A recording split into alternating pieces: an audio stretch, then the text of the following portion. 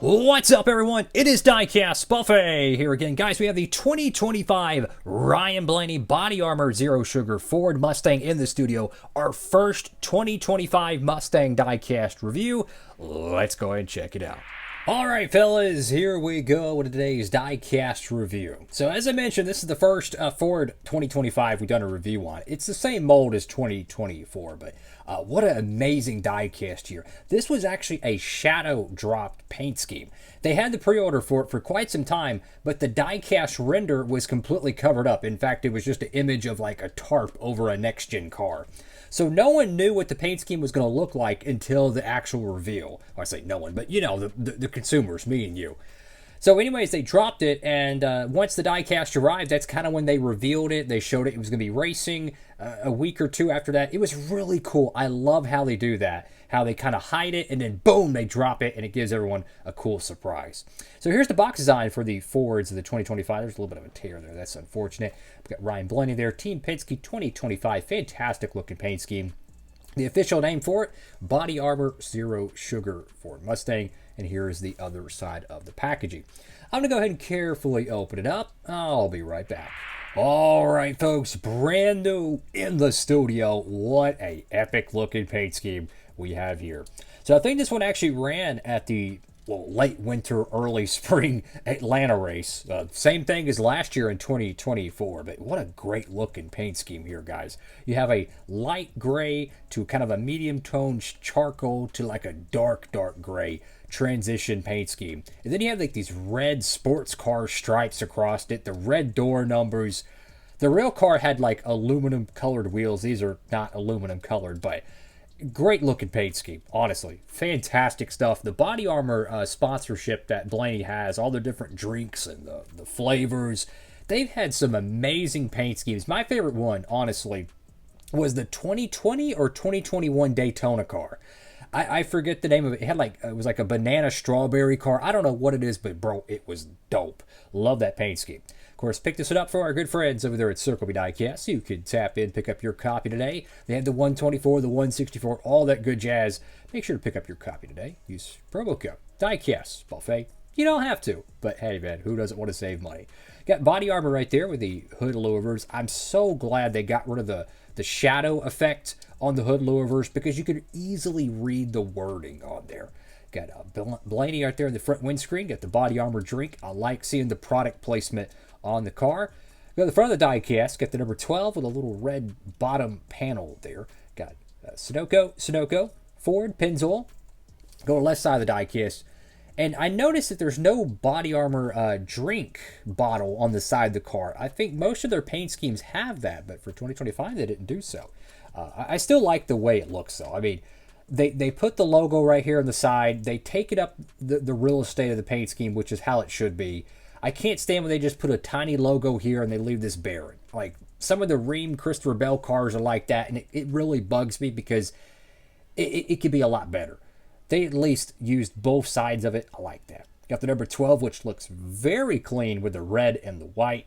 Got Cup Series, got Goodyear, got Discount Tire, Snap-on, Werf, got Ford Performance, Wabash, got Menards, Dex Imaging, Advanced Auto Parts, got your B-Post decal, which has Ford, PPG, Mazak, Dent, Wizard, and Hunt Brothers Pizza. That's interesting. I know it's a Joey Logano sponsorship, but that is interesting that they're on Ryan Blaney's car, it appears.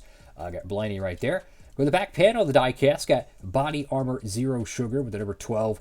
Looks like there was a decal oopsie-doo on the right side of it, and they maybe patched it up or had just a wrinkle. Either way, you're going to have that once in a while with some of the diecasts. Go to the right side of the diecast here. Just a really good look at that gradient, the light gray to the dark gray. Just, it adds texture to the paint scheme. It kind of breaks it up a little bit. It looks very sharp in my opinion. And then the Penske font just looks amazing, man. Awesome looking paint scheme. Go to the top of the diecast. You have the number 12. Once again, I am noticing around the white lettering and the numbers, there's kind of a haze to it. And I think what that is there's a soft outlining, and the outlining is just a fraction darker, so it makes it look like it has like a light gray shadow, which kind of makes it look a little more blurrier than it is, but it's not. It's just a light gray shadow. Get the Dex Imaging logo there. Blaney, and for whatever reason, they didn't put nothing on the deck lid. Like, they could have maybe put the little bottle right there. They could have done it like sideways, or they could put like all the bottles lined up in a row, you know, all the different flavors. I don't know. That would have been kind of cool. Regardless, the Bodyarmor sports drink paint schemes, they really do come through in the clutch. Amazing stuff. I love the car that he had in 2020 and 2019. He had one of them, I think he had at Penske in 2017, or not Penske, Wood Brothers. I think he had one for the Wood Brothers. I could be tripping on that one. I know he had one in 2018 with Blaney did with Penske. In 2019, I think he had one. So every year he's had a Bodyarmor drink paint scheme, which is pretty cool.